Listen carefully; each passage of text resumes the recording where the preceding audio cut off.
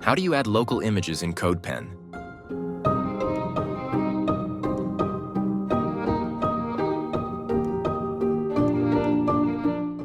Step 1. Open postimage.org in your browser. Step 2. Click on this button to choose an image from your device. Step 3.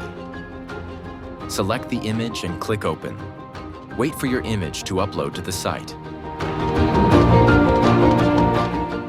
Once it is done uploading, you will see a set of links that you can copy and add to different projects.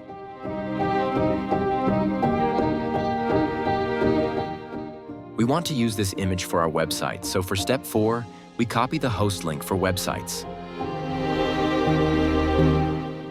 Step 5.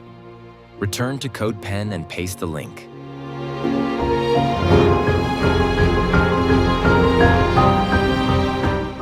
You can resize your image from your HTML by using the width attribute.